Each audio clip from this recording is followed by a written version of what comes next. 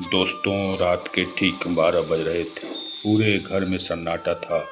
भाई साहब business trip पर शहर से बाहर गए थे। मैं दबे पांव लॉबी से गुजर रहा था कि अचानक भाभी के कमरे का दरवाज़ा खुला। अंधेरे में उन्होंने जैसे ही मुझे चोर समझकर भागने की कोशिश की, उनका पैर फिसल गया।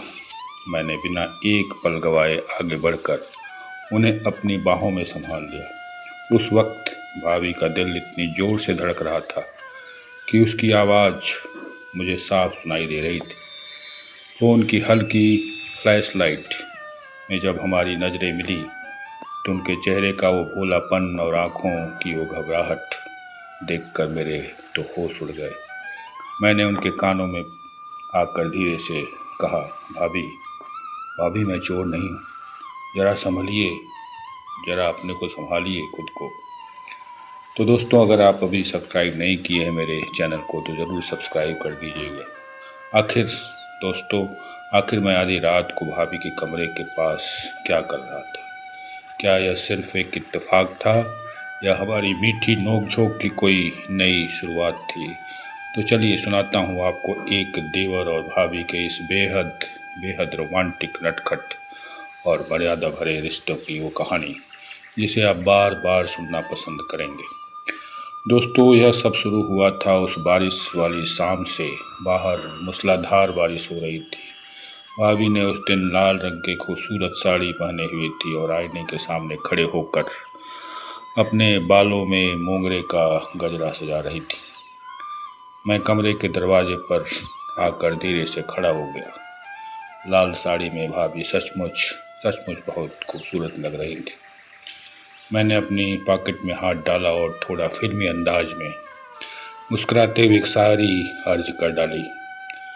झुकी हुई नज़रों से जब तुम मुस्कुराती हो भाभी, झुकी हुई नज़रों से जब तुम मुस्कुराती हो भाभी, खुदा कसम कयामत की ढलती शाम लाती हो। लाल साड़ी में हुस्न का ये आलम तो देखो, लाल साड़ी में हुस्न का ये आलम तो देखो, बिना पिए ही इस दिल को शराबी बनाती हो भाभी, शराबी बनाती हो। भाभी ने आईने में ही मुझे देखा और उनके गालों पर हल्की सी लाली छा गई। उन्होंने पलटकर नखरे से कहा, वाह रे मेरे गालिब के पोते वाह, तारीफ तो बहुत अच्छी करते हो, लेकिन ये बताओ कि इतनी रोमांटिक शायरी कहाँ से चुरा कर लाए हो? मैंने एक कदम और आगे बढ़ाते हुए टेबल पर रखा हुआ उनका खोया हुआ झुमका उनकी तरफ बढ़ाते हुए बोला, भाभी भाभी चुराई नहीं है मैंने, आपको देखकर दिल से खुद ब खुद निकल आई है शायरी। भाभी ने मुस्कुराते हुए मेरे हाथ से झुमका झपट लिया और मुझे चढ़ाते हुए बाहर जाने का इशारा कर डाला। तो दोस्तों, अगर आप अभी तक सब्सक्राइब नहीं किए हैं तो ज़रूर सब्सक्राइब कर दीजिएगा। थोड़ी देर बाद भाभी रसोई में चाय बनाने चली गई। अदरक कूटते समय अचानक उनके हाथ से ओखली फिसलने लगी। तभी मैंने पीछे से आकर ओखली को थाम लिया। उस पल मेरा हाथ उनके हाथ को छू रहा था।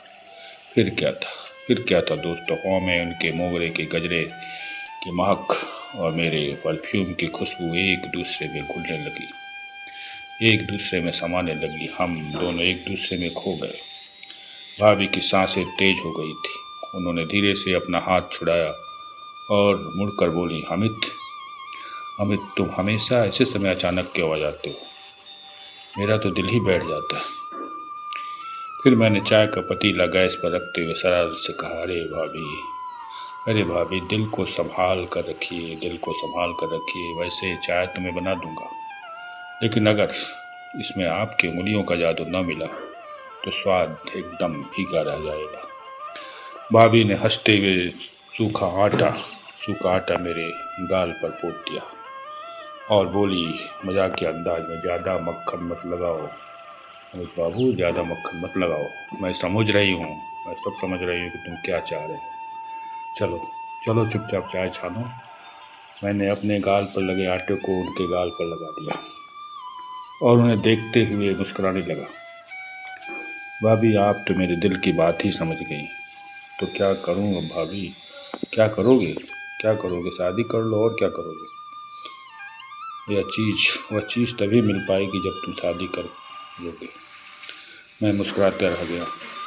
दोस्तों, अब आते हैं कल रात की उस बात पर जब भाई साहब घर पर नहीं थे और बिजली चली गई थी, जब मैंने भाभी को गिरने से बचाया और हमारे बीच वो रोमांटिक पल आया, तो असल में मैं वहाँ चारों एकदम चोरों की तरह नहीं घूम रहा था। दोस्त, मैं कोई चोर नहीं था। दरअसल भाई साहब का फ़ोन आया था कि उनके नए प्रोजेक्ट के कुछ बेहद ज़रूरी पेपर्स रावी की तिजोरी में रखे हुए हैं और सुबह कोर्ट में उनकी ज़रूरत है। मैं वहीं पेपर्स ढूंढ रहा था। जब लाइट आई तो भाभी ने अपनी साड़ी ठीक की और शर्माते हुए मुझसे दूर हट गई।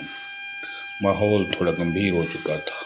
हाँ, गंभीर था दोस्तों। फिर भी मैंने घबराहट को दूर करने के लिए हाथ हवा में उठाए और गाने लगा ये शायरी। नज़दीकियों में भी एक मर्यादा रखना ज़रूरी है भाभी। नज़दीकियों में भी एक मर्यादा रखना ज़रूरी है भाभी। मगर इस दिल को तेरी हर अदा मंजूर है। इनाम में बस एक बार मुस्कुरा कर देख लो।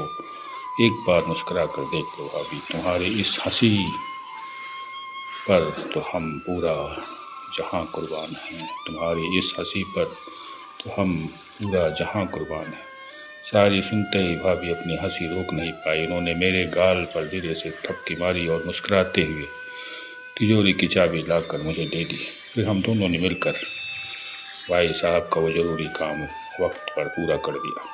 तो दोस्तों, अगर अभी तक आप सब्सक्राइब नहीं किए हैं तो प्लीज़ सब्सक्राइब कर दीजिए। अगले दिन जब भाई साहब घर लौटे तो उन्होंने सोफे पर बैठते हुए भाभी से पूछा, रीमा, इन 3 दिनों में तुम बोर तो नहीं हुई हो ना? मौसम बहुत ख़राब था और मैं भी नहीं था। भाभी ने भाई साहब को पानी का गिलास दिया और खिड़की के पास खड़े मेरी तरफ देखने लगी। मैं चुपके से हाथ जोड़कर रिक्वेस्ट कर रहा था कि कल रात मलाई चुराकर खाने वाली शिकायत मत करिएगा। अचानक भाभी जोर से मुस्कुराई और फिर मेरी तरफ देखते हुए भाई साहब से बोली, मैं बिल्कुल बोर नहीं हुई। जब घर में इतना प्यारा नटखट और शायराना देवर हो तो ज़िंदगी का हर पल एक खूबसूरत त्योहार बन जाता है। तब जाकर मैंने चैन की सांस ली। दोस्तों, भाभी को सैल्यूट किया और कहा, थैंक यू भाभी, थैंक यू। इसी बात पर शाम की स्पेशल चाय फिर से मेरी तरफ से आपको भाभी। फिर से मैं चाय बनाऊंगा और आपको पिलाऊंगा।